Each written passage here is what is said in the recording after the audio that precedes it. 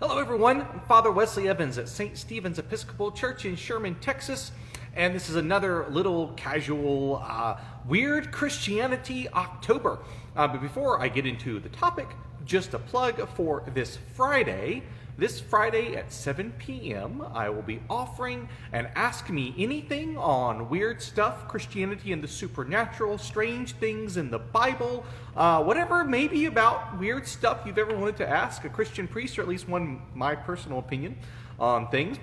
Maybe not the Christian answer in all cases, but I can talk about it, willing to talk about it, open to talking about whatever. Ask me about maybe a strange experience you've had, or you just kind of had a question about something. But it'll be this Friday on Zoom. The link for that is posted on our Facebook page here. So please join us. If I get nobody joining us, I'll just play World of Warcraft. It'll be okay. I'll be fine. But I would like to talk about strange things in Christianity coming up here as we get close to Halloween, which is a really cool holiday. So today's topic is giants. Giants in the Bible. Giants in the Bible, yes. Okay, and the Nephilim. Now, the word Nephilim you may have heard before. It's one of those words that gets mentioned sometimes in certain things, sometimes like fantasy books, particularly movies, literature, like to throw in the Nephilim, or maybe you've watched the Discovery Channel a lot and they put it in there. And when you think of giants in the Bible, there's probably at least one giant that comes to your mind, right? Goliath, right? David and Goliath, okay? So what's going on with all of this? Well, it all starts back in Genesis chapter 6. Genesis chapter 6. So I'm going to pull this out and read this for you here. Now, Genesis chapter 6 says something kind of interesting, and it's something, there's some parts here that Christians have debated a lot, okay? Now, a lot of times with these weird questions and weird stuff, there's not a universal Christian consensus on all this, all right? So I'm going to try to mention some of this, right? But Genesis chapter 6 seems pretty straightforward. It says, when people began to multiply on the face of the ground, and daughters were born to them. And the literal Hebrew here is actually daughters of men, and that's important, by the way. That phrase will be as important. The sons of God saw that they were fair, and they took wives for themselves of all that they chose. And the Lord said, my spirit will not abide in mortals forever, for they are flesh, and their days be 120 years. The Nephilim were on earth in those days, and also afterwards, when the sons of God went into the daughters of humans, or daughters of men, who bore children to them. These were the heroes that were of old, warriors of renown. All right, okay, so what's going on? Well, pretty straightforward reading. We have these daughters of men, right? Women, right? Daughters of men. And we have sons of God. And sons of God, daughters of men, Genesis chapter 6 says, from them came the Nephilim, mighty ones, warriors of old, that kind of thing. There's a lot to kind of talk about here, but where do we get the idea of giants? Well, the Septuagint. Now, the Septuagint is the Greek translation of the Hebrew Bible. It was the Bible that was around during the time of Jesus. It was the Greek version of the Old Testament. And they took this word, this Hebrew word, Nephilim, and they translated it with the Greek word gigantes, i.e. giants, all right? And it became giants ever since. In fact, the King James Version uses giants here. Now, the Hebrew word is Nephilim. What does Nephilim mean? Well, Nephilim, as I mentioned in another video, the word im is a plural. So one cherub, multiple cherubim, all right? One seraph, many seraphim, okay? It's one Adam, right? An Adam was man. Adam was both the name for the first man and a man. Well, if you made the word Adamim, which they didn't use, but there are, my Hebrew's rusty, sorry, but im is just plural. I think they used a different word. I don't think they ever used Adamim. There was actually a word they had for people, but regardless of that fact, here, Nephilim. What does Nephilim mean? Well, the word nephal means to fall, like to fall, okay? So the word Nephilim literally means fallen ones. It doesn't make a comment on their size, actually. It just means fallen ones, which is already a little ominous, isn't it? And was born to them the fallen ones, right? It sounds like a great start. NaNoWriMo is coming up. And this is why they love this stuff. But there's an easy writing thing for you, right, about what happened with these fallen ones, okay? And so we have these fallen ones, these Nephilim. Well, a straightforward reading says there are daughters of men and sons of God. So who are the sons of God? That phrase, the sons of God, is not used very often in the Bible. But when it is used, it's used either of Israel itself, the Son of God, which eventually is why it's important for being used for Jesus in later Christian texts. But also it's used of angels. The book of Job, for instance. Deuteronomy as well has a place that refers to the sons of God. And they are angels all throughout the Bible. That's what that word means. So angels, humans, angel and human give birth to Nephilim. That's what Genesis 6 is. That's the story being told. That is the reading of the text. That's just what it says. Now, if that seems strange enough for you, and you're thinking angels and humans, and then you're thinking to yourself, wait, how does that even work?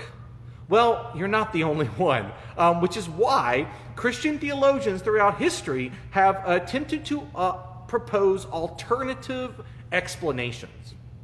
For instance, one common one is that the daughters of men were an evil line of people, essentially, the line of Seth, if you will, the sinners. All right, they were sinners. They followed in the way way of Cain, not Seth. I'm not going to blame Seth for things he didn't do. Followed in the way of Cain. Okay, so is that idea. And then the sons of God as a euphemism for people who are holy and righteous, there for those who followed in the way of Abel. And there are some early church fathers that take that view of this and say that it's really about that, and there's nothing else going on other than that, which I just don't buy. I have to be honest. The text is pretty clear in what those words mean. Now, at this point, we get into issues of genre, okay? What I mean by genre is that so if you hear the phrase, the sun is rising in the east, out of the eastern sea, the sun rises out of the eastern sea or something, okay? If you read that in a book of poetry, you might say it's bad poetry, okay? But you would understand it does not literally saying the sun is rising out of the water of the ocean. If you're reading a science textbook and it says the sun rises out of the eastern sea, you're going to complain and say it's wrong. Right? You see, what it means or the truth of it is dependent on the type of writing it is, the type of literature that it is. We call that genre. And the Bible also has different genres. It has Proverbs, for instance. There's a proverb that says, if you train up the way a child is supposed to go, they will never depart from it. Well, those of you who are parents out there, let me ask you, is that the way that works? If you just train a child the way they should go, they will never, ever, ever depart from it in any way, shape, or form? Right? No. Kids do things all the time, right? And it's a proverb. It's wisdom. It's a life literature. It means that children are going to look up to what you do, and your raising of them has an impact on their actions. That's the point. It's wisdom literature. Okay. Well, some argue that Genesis 6 is a type of genre that's not meant to be taken overly historically. So some people get around it that way, and maybe I actually find that one more plausible than the line of Cain and the line of Abel. I think that one's not very likely because sons of God and daughters of men, I mean, even the contrast between those in the Hebrew text is pretty clear. And from them gave birth then these Nephilim. All right. There's actually some other interesting evidence, though, for the possibility that Genesis is referring to angels and humans, and that's a New Testament passage, right? There's a couple of strange New Testament passages. One of them is from 2 Peter, actually. I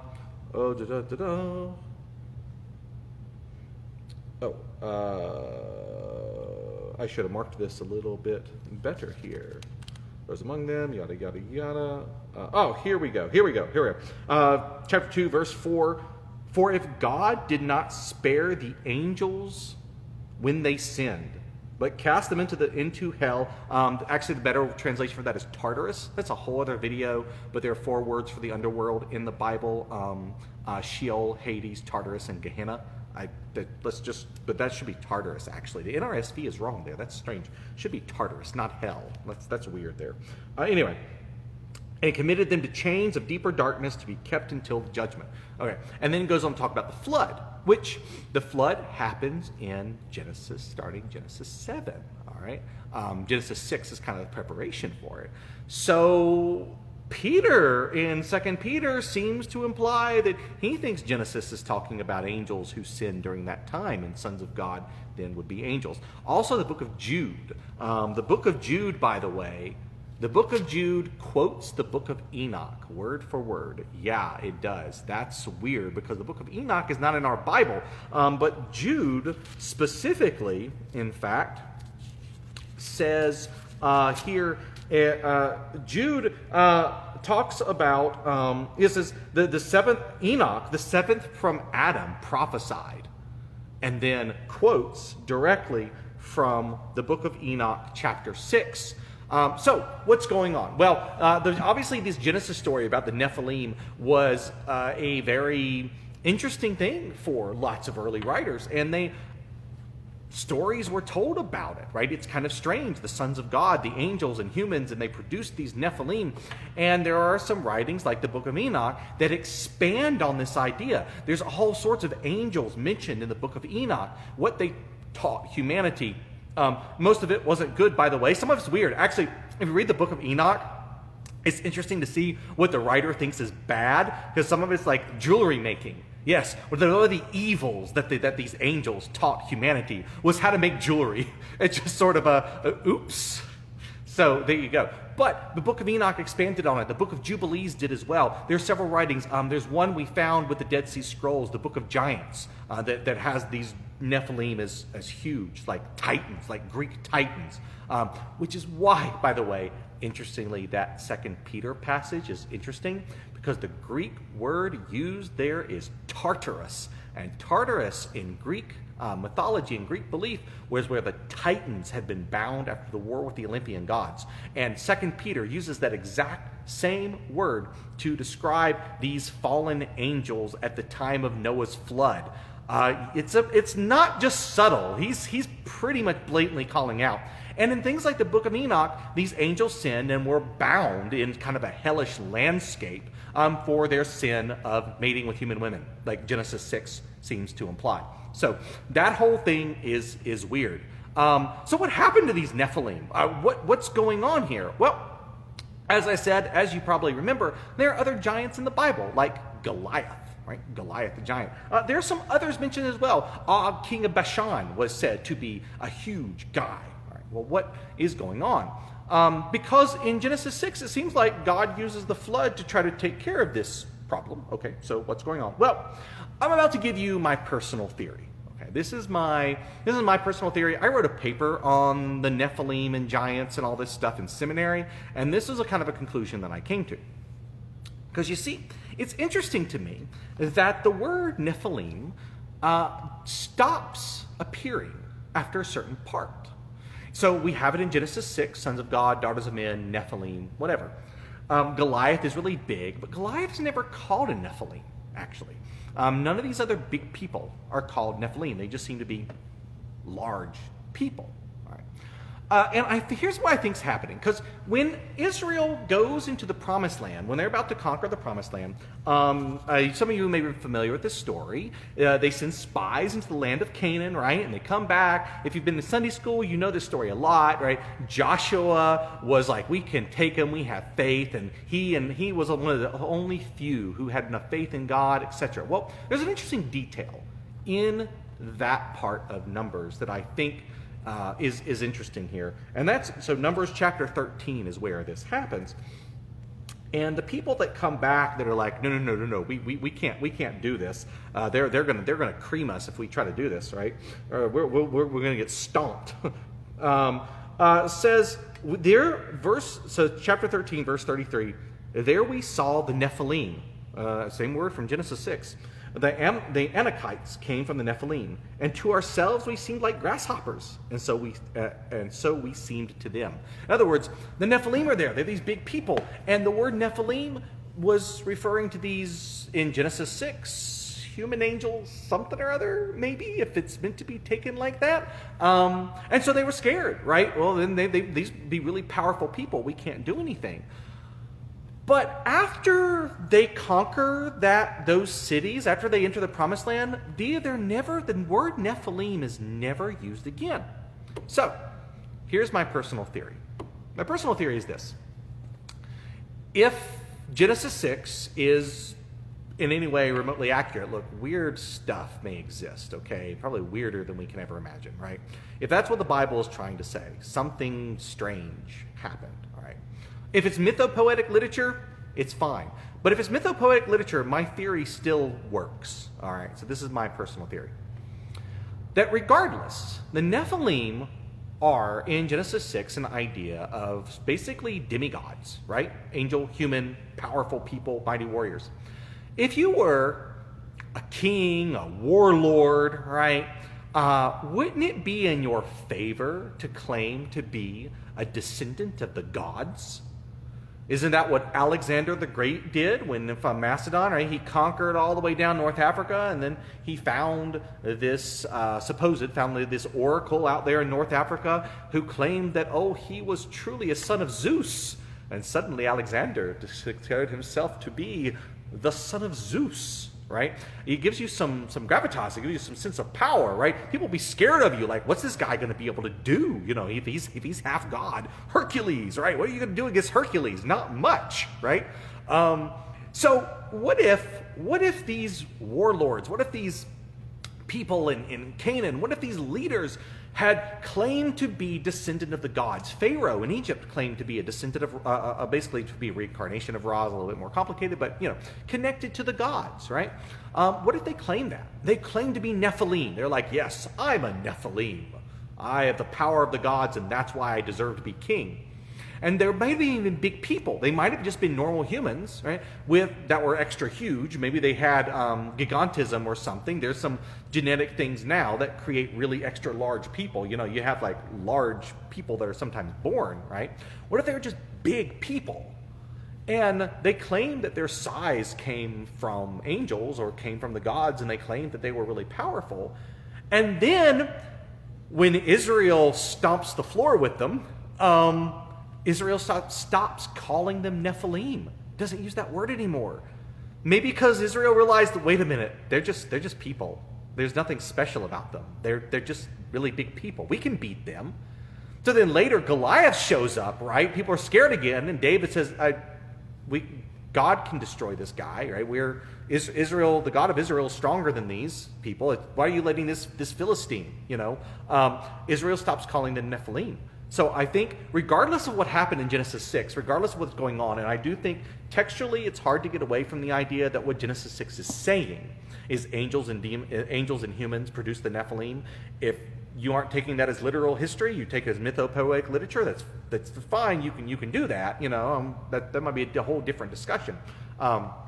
But that's what's going on there in the text. And 2 Peter seems to imply that's the interpretation as well. And then Jude quotes the book of Enoch, which is more strange. But regardless of that, after Numbers 13, after Israel wipes the floor with them, they're no longer Nephilim. They're just Anakim, Raphaim, okay? They have other names, but again, those are just people, right? Anak was a leader, so his descendants were the Anakim. That's it. It doesn't have any kind of weird mystical meaning beyond that. It's just the sons of Anak, right? Okay? That's pretty much it. So I kind of think that that's what happened, that that whatever this is doesn't exist anymore. So depends a lot on, again, how you take Genesis. So there you go. Giants and the Nephilim. But that's why they're called giants. I go back to my earlier point. King James translated that way in Greek. And 2 Peter uses the same concept as the Titans, since it says Tartarus there. And yes, if you're paying attention, the book of Jude, quoting the book of Enoch, opens up a whole can of worms that I cannot answer in this video because when it deals with the biblical canon, because then you have to ask the question, well, why isn't the book of Enoch in the Bible? And I think there are good reasons for it, but we gotta, I think there's something else going on, but that might be another video. So anyway, this is a little bit more convoluted. I know that the last video is a little bit more complex, a little bit more Bible passages I had to mention, particularly if you're not familiar with it. I wrote a paper on this in seminary, so you'll have to forgive a long-winded preacher who wrote a paper on something, trying to coalesce that into a short-ish video. But anyway, I hope this was interesting for you. And be sure to join the Ask Me Anything this Friday at 7. So if you have any other questions about giants of the Nephilim, or you want to challenge me on something on this video, then by all means do so. Let me know. Let me know in the comments below, or join us on Friday for that. So, and as we get closer to Halloween, I hope you have certainly a happy Halloween. And then, of course, All Saints Day, which is what Halloween leads into, and Feast of All Souls afterwards. So God bless and good night.